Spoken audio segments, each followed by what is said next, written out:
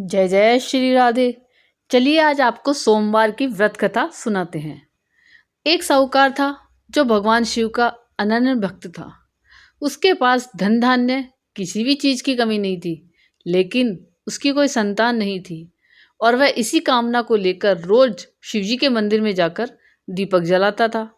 उसके इस भक्तिभाव को देखकर एक दिन माता पार्वती ने शिवजी से कहा कि प्रभु, यह साहूकार आपका अनन्य भक्त है, इसको किसी बात का कष्ट है तो आपको उसे अवश्य दूर करना चाहिए। शिवजी बोले कि हे पार्वती, इस साहूकार के पास पुत्र नहीं है, यह इसी से दुखी रहता है। माता पार्वती कहती है कि हे ईश्वर, कृपा करके इसे पुत्र का वरदान दे दीजिए। तब भोलेनाथ ने कहा कि हे पार्वती, साहूकार के भाग्य में पुत्र का योग नहीं है। ऐसे में अगर इसे पुत्र प्राप्ति का वरदान मिल भी गया तो वह केवल 12 वर्ष की आयु तक जीवित रहेगा। यह सुनने के बाद भी माता पार्वती ने कहा कि हे प्रभु, आपको इस साहूकार को पुत्र का वरदान देना ही होगा, अन्यथा भक्त क्यों आपकी सेवा पूजा करेंगे। माता के बार बार कहने से भोलेनाथ ने साहूकार को पुत्र का वरदान दिया, लेकिन यह भी कहा कि वह केवल 12 वर्ष तक ही जीवित रहेगा। साहूकार यह सारी बातें सुन रहा था, इसलिए उसे न तो खुशी हुई और न ही दुख। वह पहले की ही तरह भोलेनाथ की पूजा अर्चना करता रहा। उधर सेठानी गर्भवती हुई और 9वें महीने उसे सुंदर से बालक की प्राप्ति हुई।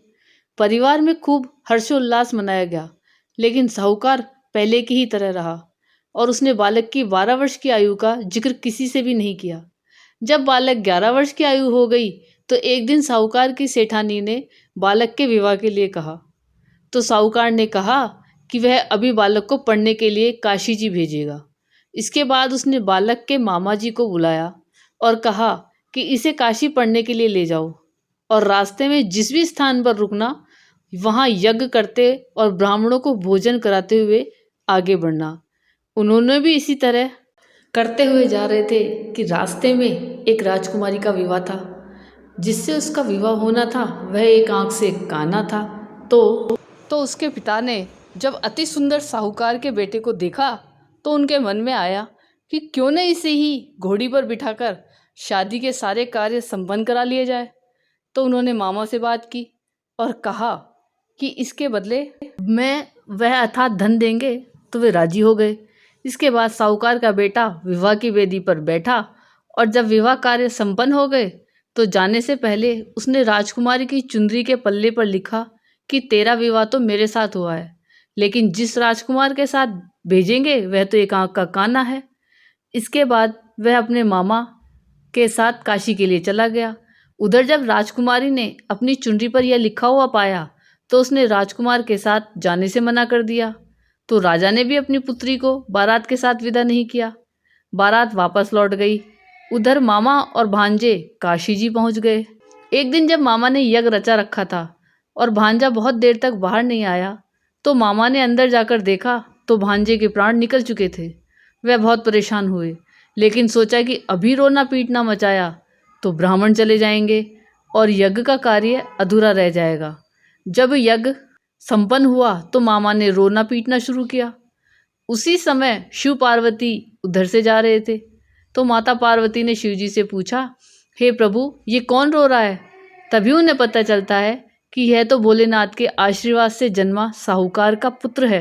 तब माता पार्वती कहती है कि हे स्वामी, इसे जीवित कर दे, अन्यथा रोते रोते इसके माता पिता के प्राण निकल जाएंगे।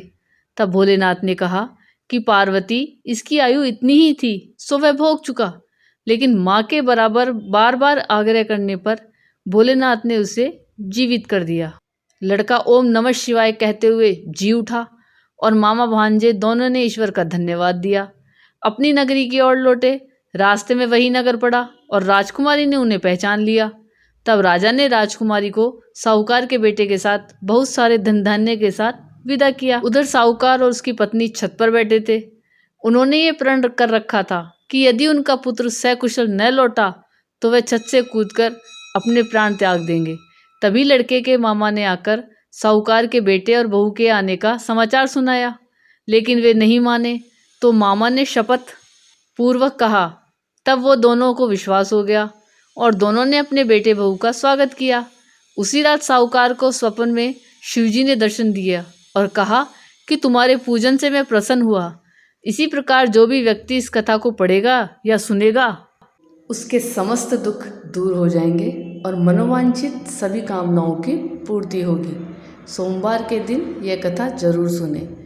चैनल पे नए हो तो सब्सक्राइब जरूर कीजिए और वीडियो को लाइक और शेयर कीजिए। धन्यवाद।